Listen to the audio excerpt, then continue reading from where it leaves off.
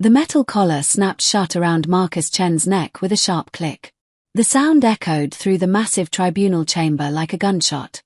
Marcus did not move. 12 years in special operations had trained him to control every reaction. Panic killed soldiers faster than bullets. Across from him stood the one responsible. Commander Cyrus Velkarath. She was nearly 7 feet tall, her silver-scaled skin reflecting the cold blue lights of the chamber. Violet eyes studied him carefully, like a scientist examining a strange animal. "You belong to us now," she said calmly. Around them, dozens of Velkari elders watched from their elevated seats. To them, Marcus was not a soldier. He was property. The elder at the center raised his staff. "The bond mark has been placed," he announced. "This human is now your companion, Commander Cyrus. His service is your honor. His failure is your shame." Marcus noticed something interesting. Cyrus did not look pleased. Her jaw tightened slightly. She hadn't wanted this. Good. That meant she was reasonable. Marcus cleared his throat. "Permission to speak." The entire chamber froze. A human, speaking during a Velkari tribunal? Gasps and angry hisses spread across the room. One guard stepped forward with an energy lance aimed directly at Marcus's throat. "Companions do not speak," Cyrus said sharply. Marcus met her eyes. "Then we have a problem, Commander." The room went silent. "Because where I come from," Marcus continued calmly, "soldiers speak when they have intelligence that might save lives." Cyrus studied him carefully now. "You claim to have intelligence." Marcus nodded. "I know why your fleet lost 6 dreadnoughts last month." Murmurs spread through the chamber. "And if you keep fighting the same way," Marcus added quietly, "you're about to lose 6 more. Now the elders leaned forward. "You dare question Velkari strategy?" one elder snapped. Marcus shook his head. "No." He tapped the collar around his neck. "I'm questioning your understanding of the enemy." Cyrus narrowed her eyes. "Explain." Marcus walked toward a nearby tactical display. "The Kriaks aren't normal soldiers," he said. "They're hive mind." "We know this," an elder replied impatiently. Marcus shook his head again. "No. You know it. But you don't understand it." He pulled up a battle report. "Every time you win the first engagement, the Kriaks retreat. Then when you chase them, they destroy you." Cyrus frowned. "They lure us into traps."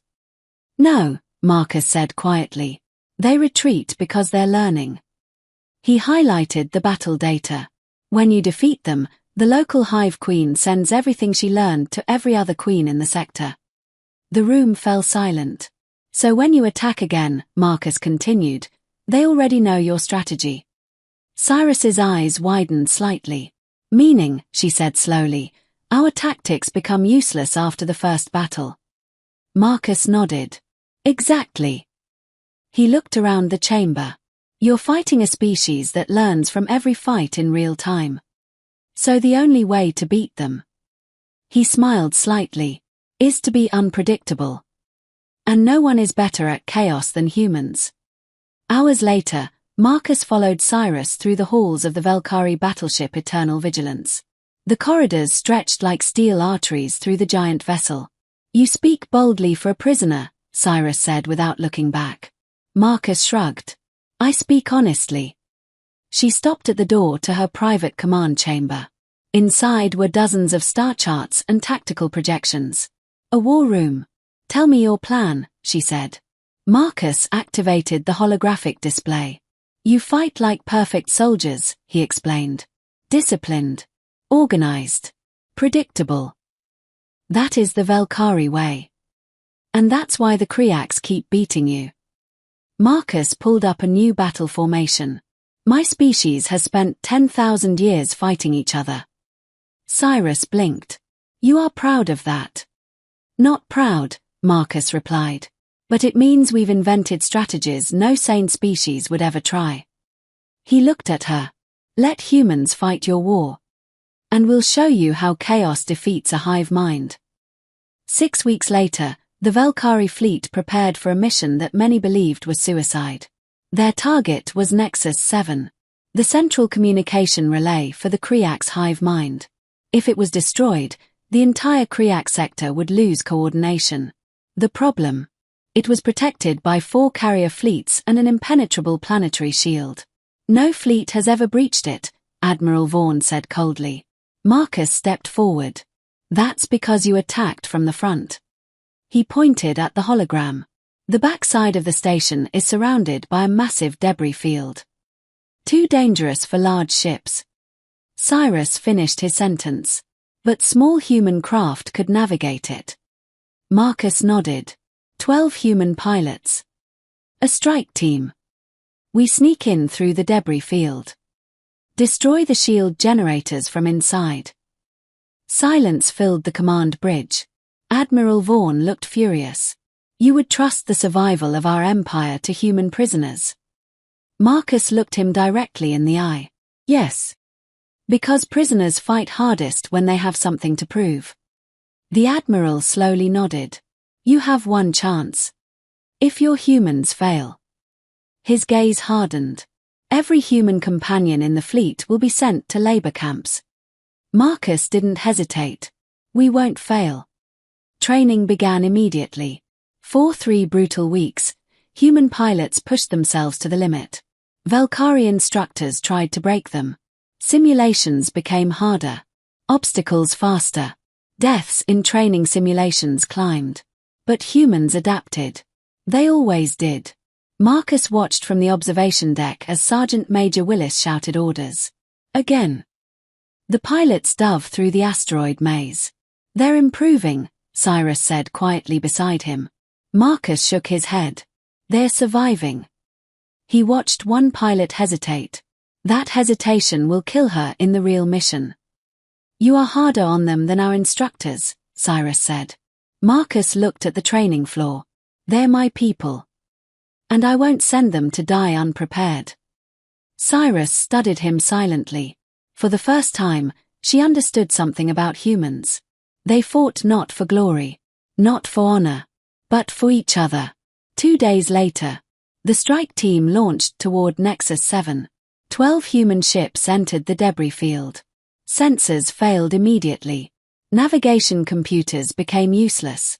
Only human instinct guided them through the spinning graveyard of ancient warships. Behind them, the Valkyrie fleet waited in silence. Marcus gripped the controls. Stay on my path, he said calmly over the comm. Trust your instincts. The shield perimeter appeared ahead. All right, Marcus said. This is it. 12 seconds to target. The pilots answered one by one. Ready. Ready. Ready. Marcus smiled slightly. Let's go break a hive mind. The 12 human ships burst through the shield gap. The battle for Nexus 7 had begun, and the Kriaks had no idea what chaos was about to hit them. The moment the human strike ships breached the shield perimeter, alarm screamed across the entire Kriak station. The hive mind reacted instantly. Patrol units turned toward the incoming intruders. But they were too late. Marcus slammed his shuttle into the hull of Nexus 7 with controlled force. Impact. The ship locked onto the station surface. Behind him, 11 other human craft repeated the maneuver. Teams deploy. Explosive charges blasted open entry points. Within seconds, human soldiers poured into the organic corridors of the alien station. The inside of Nexus 7 looked alive. The walls pulsed slowly. The air smelled metallic. Private Chen, no relation to Marcus, grimaced. Sir, this place feels wrong. Marcus chambered his rifle. Welcome to alien architecture. Then the first Kriak's warrior appeared. It moved like a giant insect, 6 limbs clicking against the floor. Marcus fired instantly. 2 shots. The creature collapsed. Move fast, Marcus ordered. They're waking up. Across the battlefield, the other teams fought their own battles. Generator 2 located. Sergeant Willis reported. Explosions echoed through the station. Generator 2 destroyed. Another voice followed. Generator 3 down. The plan was working. But the hive mind was adapting. Every second, The Kriak's defenses became stronger. Marcus's team reached the final corridor. At the end stood the main shield generator. And something guarding it. A Kriak Centurion. Larger. Stronger. Deadlier than anything they had faced before. Private Chen swallowed. "Sir, we can't take that thing." Marcus slowly removed a device from his belt. A small experimental weapon. A neural scrambler. "Good thing we're not going to." The Centurion began moving. Marcus looked at his team. "When I throw this, you run." "What about you?" Chen asked. Marcus smiled. "I'll keep it busy." The device activated. Marcus threw it. The Centurion staggered as its hive connection collapsed for a moment. "Go!" The soldiers sprinted toward the generator chamber. Marcus ran the opposite direction. Straight toward the monster. The Centurion recovered quickly. Its claws slammed into Marcus's armor. Metal tore. Pain exploded through his ribs. But Marcus held on. He tackled the creature to the ground. "Finish the mission," he shouted. Behind the sealed door, the human soldiers planted the final charges. A moment later, boom! Generator Prime exploded. Across space, the massive shield protecting Nexus 7 collapsed. On the bridge of the Eternal Vigilance, Cyrus watched the display. Shield network destroyed. The Valkyrie fleet surged forward. For the first time in centuries, the Kriaks were vulnerable. But Cyrus wasn't watching the battle. She was staring at the bond mark on her wrist. It pulsed violently. Marcus was dying. The rescue teams found him beneath a pile of wreckage. Barely breathing. The Centurion lay dead beside him.